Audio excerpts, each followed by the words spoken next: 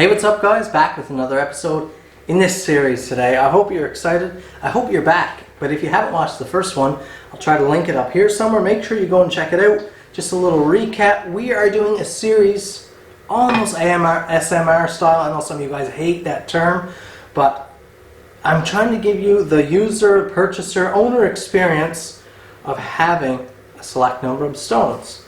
If there's a stone you particularly want to see here featured, let me know. We'll see if we can get it. But yeah, I hope you're back to see the progression. What we're working on here is this custom chef's knife. The very first chef's knife I ever built is an 01 steel. It's a very beautiful user. I use it a lot. 01 is a carbon steel. It's heat treated. High 50s, maybe approaching 60 HRC. Now this knife was very dull. We started with the Sigma Power Select 2 ceramic 240 grit stone. That's this stone right here. Today we're going to be continuing. We're going to be moving on to the Shapton. This is the Kuromaku Blue Black. This is a 340 grit ceramic stone. A very nice feeling stone. Totally different. I mean, a world of difference from that very aggressive, harsh feeling 240 Sigma stone. In my opinion, this blue black is very user friendly. Doesn't tear away at your knife, and I think, although I've never looked at it under a microscope, I think we're going to see the proof of that today. We have the pictures here to compare the aggressive scratches that came from the 240. So let's get to working with this blue black Kuromaku. Notice the beautiful writings and insignia on the Shapton stones. I really like that. That doesn't mean you can't use this side, but I will refrain from using this side as long as possible unless I'm in a real hurry someday and I need a perfect flat surface. I'll jump to this side, but I want to keep that insignia on there as long as I can. It's really beautiful. But again, this is the blue black. Listen to this one.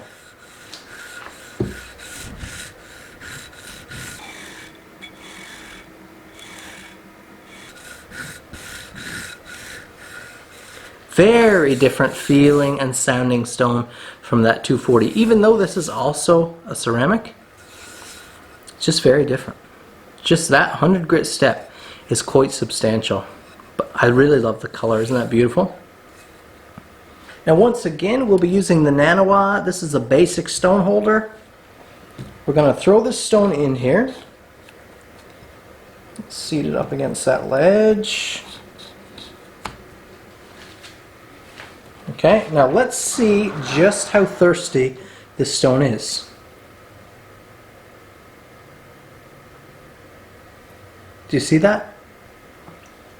Compared to that 240 grit Sigma, just spread it around here.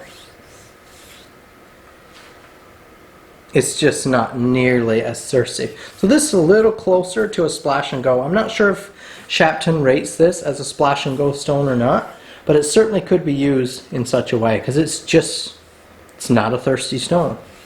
It's a very tightly packed mixture. Now make sure the surface of your stone is nice and wet when you start. Let's have a listen.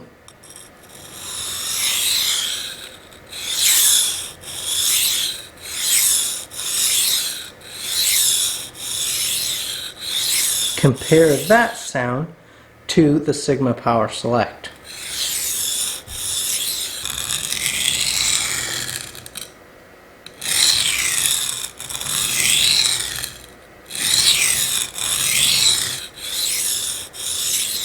Now you've seen the number of passes. Let's have a look at the stone surface. And this is the dreamy level of performance you can expect from a stone like this. That is metal particle. Again, an aggressive stone, if you're a beginner and you have decent knives, don't use a stone like this. Or at least really take your time and use light pressure.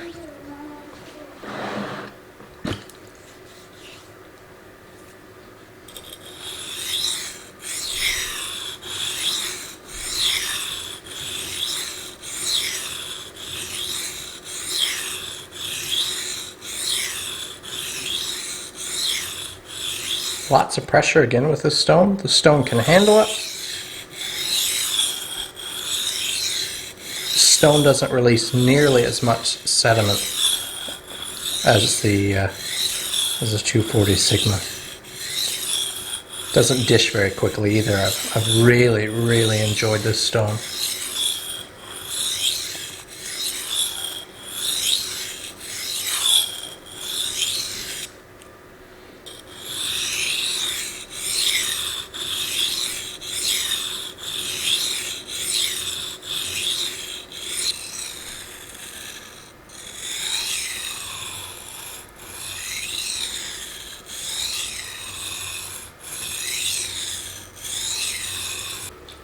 So I believe I'm almost done with this stone. That's how it's feeling to me. Just a little bit more. Cutting strokes only now. Just to eliminate as much of that burr as I can.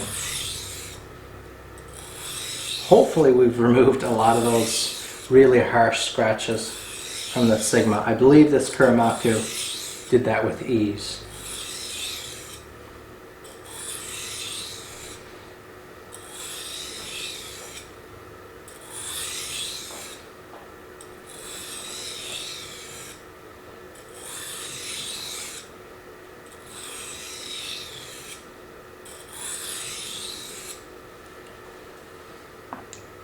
Okay.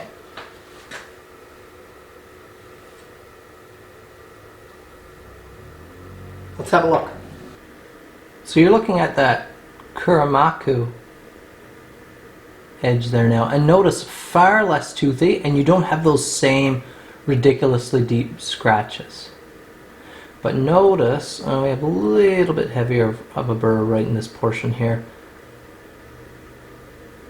We don't have those deep gouges, but notice that our scratches, as I've said in the past, our scratches cover the entirety, just some woolies there where I dried the edge.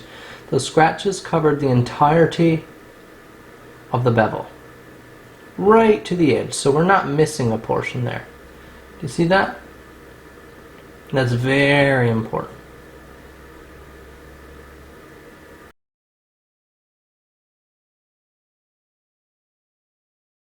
So what kind of results can you expect? Well, the feel of that edge there now is very grabby. This would work really nicely at this point. It would perform quite well with things like beef, like cutting up raw beef, that very slight toothy edge. Under a microscope, of course, a very toothy edge. And this is a 340 grit stone, so it is still quite toothy. But that edge would perform quite well slicing flesh, to be a little more graphic. No clipping of hairs yet.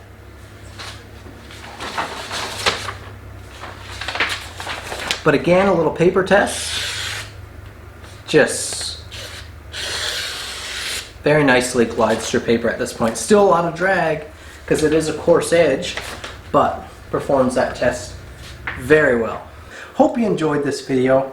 We are now 2 grits in. Of course, we would not need to take this small of a step, but it does help when you think about it with dishing. We spend very little time on both stones, and if we keep progressing these little itty bitty steps, we only just spend just a minute or two on each stone and we'll have removed the scratches. So in terms of stone maintenance, it's a lot more beneficial to have a lot of small steps in your sharpening. Thank you guys for watching. I hope you've enjoyed this second video in the series. Again, comment below if there's a stone you want to see or anything not in these videos that you think I should add. We will increase grit next time. Thanks for watching. Subscribe if it's your first time here. Go check out the other videos in the series. Comment down below. We'll see you in the next video.